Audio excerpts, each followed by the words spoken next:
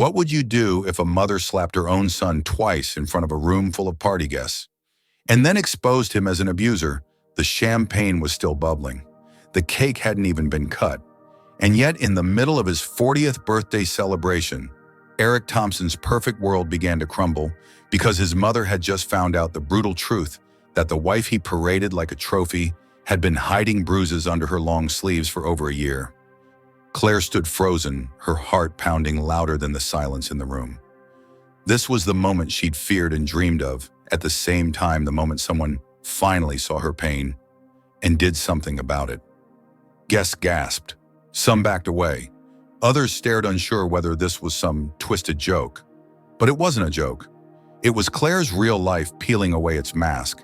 If you think this scene is already shocking, stay with us, because what happens next will turn this party into a battleground, a courtroom, and ultimately a turning point that will change everything for one woman and maybe for someone you know. Don't blink. The next twist hits harder than anything you're expecting. Did you think not ironing my shirt would go unnoticed, Claire? Eric's voice was a venomous hiss against her ear as his fingers dug into her arm hard enough to leave marks. It's my 40th birthday. My boss is coming. And you can't even do one simple thing. The slap came so fast she didn't see it. Her head snapped sideways and her cheek exploded with pain.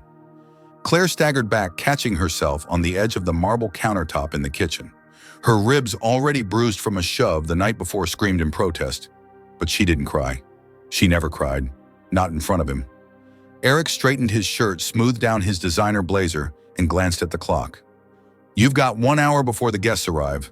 Smile, cover up that mess on your face, and make sure everything looks perfect. Then he walked out as if nothing had happened.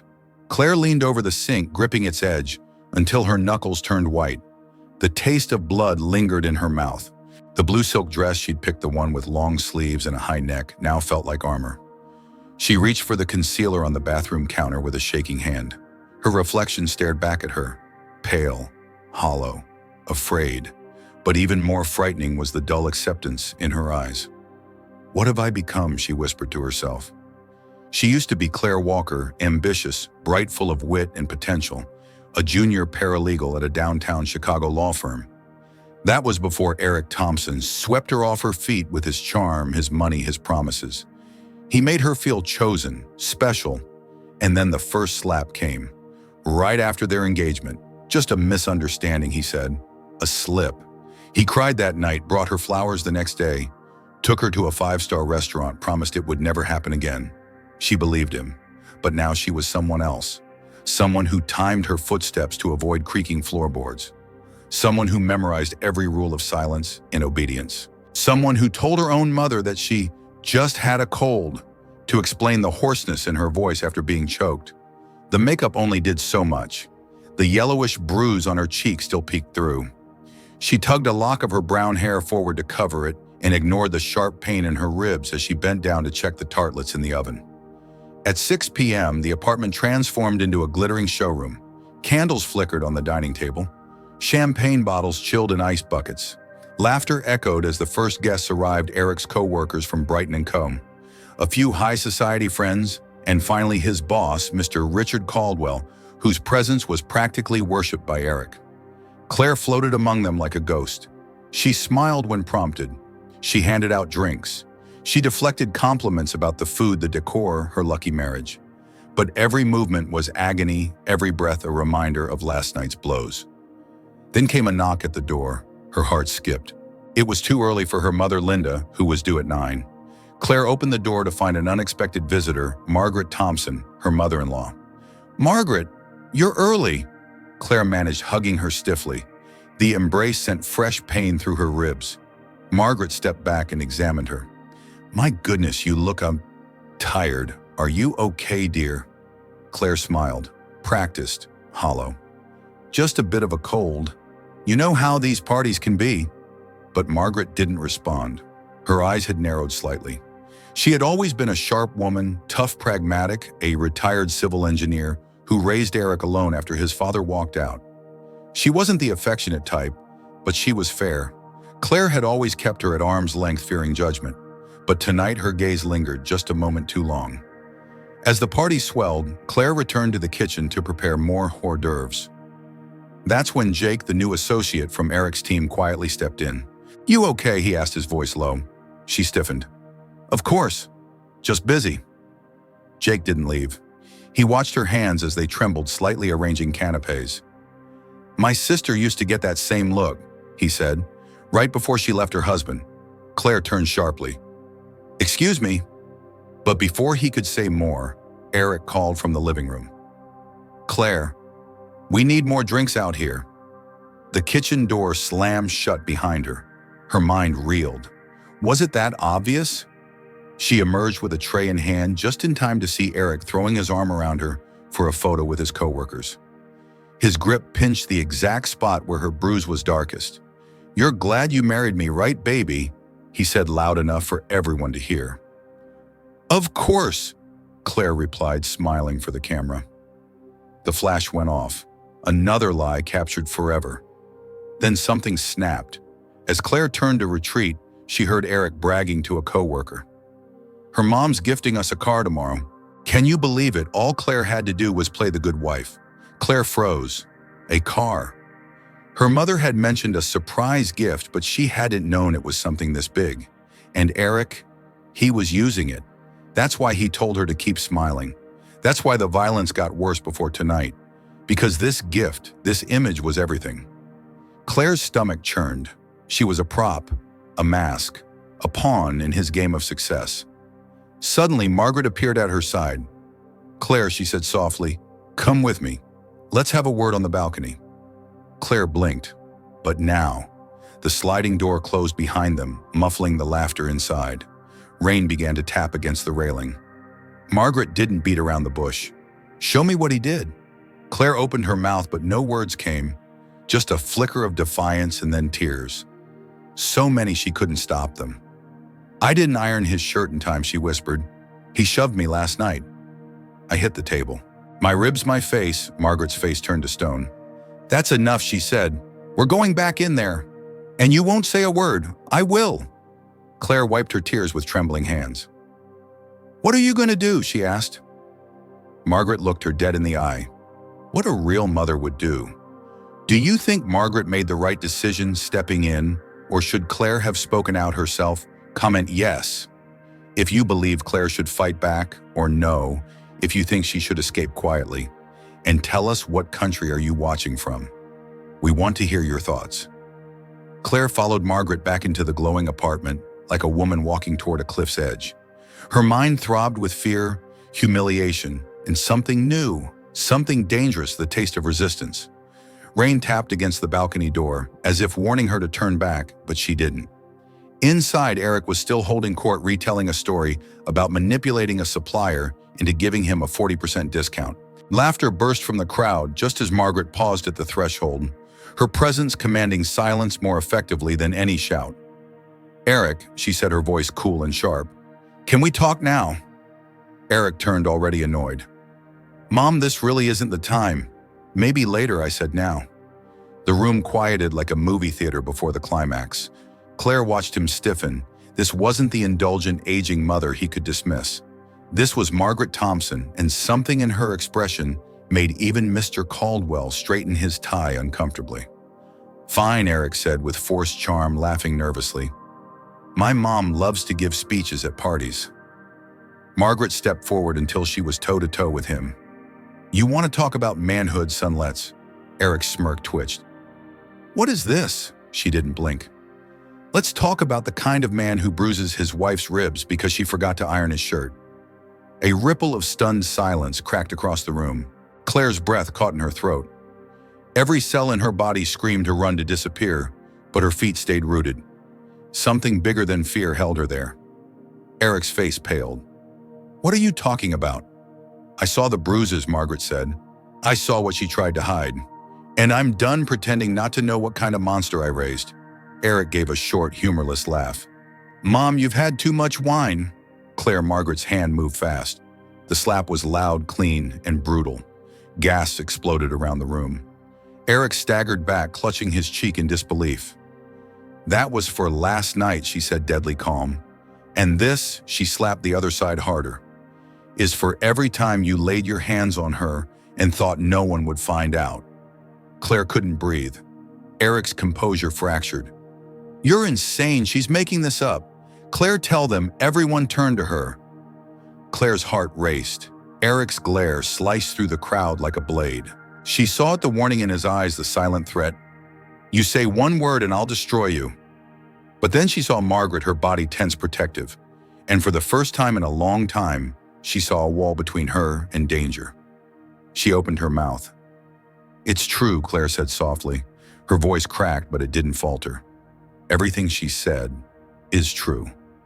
A hush swept the room like a wind snuffing out candles. He controls everything, Claire continued. My phone, my money, who I can talk to, what I wear. And when I say no, he hurts me. A few guests looked away. A few others stared in horrified silence. Mr. Caldwell looked like he might be sick. Eric turned on her.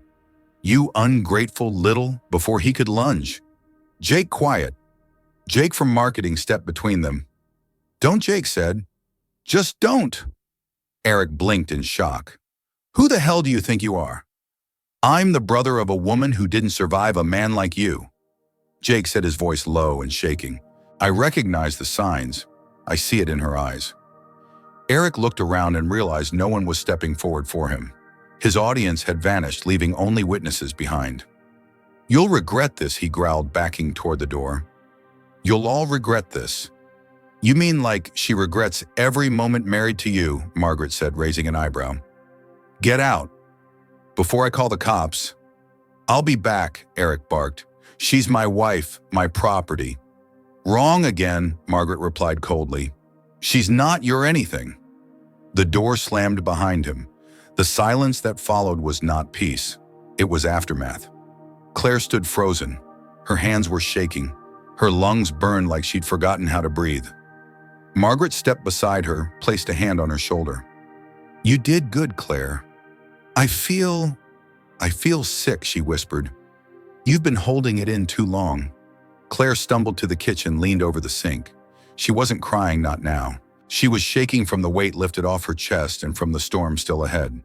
The guests began to trickle out, some awkward, others teary-eyed. A few offered quiet support. Mr. Caldwell approached her. I'm sorry, he said, his voice strained.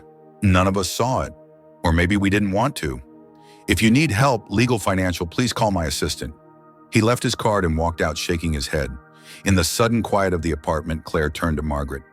What happens now? Margaret took a breath. Now we call the police. And then we get you out of here. But I have nothing, Claire said. No job, no money, nothing in my name. And there's something else. Margaret looked at her sharply. What? Claire's voice trembled. I think I'm pregnant. The silence broke like glass. For a moment, Margaret didn't speak. Then she nodded. That changes everything, but not our course. It only means we move faster. Claire's head spun. Pregnant, with Eric's child. The same man who tried to break her spirit might be the father of a life growing inside her. And yet, for the first time in years, she didn't feel like a prisoner. If you were in Claire's shoes, would you choose to raise the baby or walk away from everything and start over? The apartment felt hollow after Eric's explosive exit. His last words, his threats, still echoed in Claire's head like lingering thunder. But there was something else too, a silence that for the first time didn't feel like fear. It felt like freedom. The police arrived within the hour. Claire, with Margaret by her side, gave a detailed statement. She handed over photos, text messages, and most painfully, the hospital records. When asked if she wanted to press charges, her lips trembled, but she said yes. She was tired of surviving. It was time to fight. The next day, Claire visited St. Mary's Urgent Care again, this time not as a scared wife covering up bruises, but as a survivor documenting them. The doctor, professional but kind, noted the damaged, fractured ribs, deep bruises, a mild concussion. And then came the pregnancy test. Positive. Claire stared at the result for a long time. Her body felt like it didn't belong to her, but for once this wasn't a secret or a wound. It was a beginning. At the same time, Margaret took the lead in contacting a lawyer, Karen Mitchell, a fierce legal advocate who specialized in domestic abuse cases. She helped Claire secure an emergency protection order, and immediately filed for divorce. "You've got solid ground," Karen told her. "This won't be a battle for freedom. It'll be a process of reclaiming it." But it was still hard. Eric didn't disappear. He texted from blocked numbers. He left voicemails laced with promises and threats. "You'll regret this," one message said. "You're nothing without me." Claire played it on speaker in Karen's office. "That's evidence," Karen said. "We're building a wall he can't climb." Days turned into weeks. Court dates were set. Eric was arrested and charged with domestic assault and harassment. At the hearing, he tried to play the victim, but the judge wasn't buying it. Claire watched from the stand, her hands shaking, but her voice clear. She told the truth, not just for herself, but for every woman who had once been too scared to speak. When the sentence came, 18 months in prison, Claire felt no joy, only release. He was gone. But the hardest part wasn't the courtroom. It was home, or rather the absence of it. Claire moved into Margaret's spare bedroom. The first few nights she barely slept. Every creak of the floorboard made her flinch. Every knock on the door made her breath hitch. But slowly, with Margaret's quiet presence and firm support, the fear began to fade. Linda, her mother, was heartbroken when she learned the truth. "Why didn't you tell me?" she sobbed. "I would have moved mountains to protect you." Claire only shook her head. "I thought you'd be disappointed. I didn't want to ruin what you thought my life was." Linda moved into town and became Claire's shadow, bringing groceries, helping with doctor visits, offering hugs that now felt warm instead of suffocating. By the third month, Claire was visibly pregnant. The baby had a heartbeat. Claire did too. One rainy morning, as she walked through a small park near Margaret's home, she stopped to rest on a bench and placed her hand on her belly. "I don't know who you'll be," she whispered, "but I swear to you, you'll never know fear the way I did." She got a part-time job as a receptionist at a nonprofit. It wasn't glamorous, but it was steady. The team welcomed her with kindness, not pity. Slowly, she started to smile, not the mask she'd worn at Eric's birthday party, but real smiles. Quiet, honest, healing. By the time her divorce was finalized, Claire had saved enough to rent a tiny apartment. Margaret insisted on paying the deposit. "Don't argue," she said. "That baby is part of my family too." She even added Claire's unborn child to her will. "I won't leave him her anything with Eric's name on it," she explained. "This is your legacy now." Claire started attending support groups. At first, she just listened. Then one day she spoke. "My name is Claire. I left. I survived, and I'm not going back." Applause, hugs, tears. That night, she slept for 6 hours straight for the first time in over a year. One sunny afternoon, she found herself standing in the kitchen with Margaret and Linda painting baby shelves in soft yellow. "You think it's a boy or a girl?" Margaret asked. Claire smiled. "I don't care, as long as they never learn what it means to be afraid of their father." Later that evening, Claire opened her laptop and started writing a blog post titled, "Behind the Smile." It was the first time she told her story publicly. It went viral. Messages poured in from women across the country and the world. Some still trapped, some free, some just beginning to question what they thought was normal. Claire replied to every one of them. 3 months later, she gave birth to a healthy baby boy, Eli Walker. Margaret cried, Linda nearly fainted, and Claire, holding her son for the first time, whispered, "You saved me before you were even born." Her apartment was small, but it was warm, filled with light, filled with laughter, filled with freedom. And finally, after everything, Claire knew this for certain: she would never again be silent.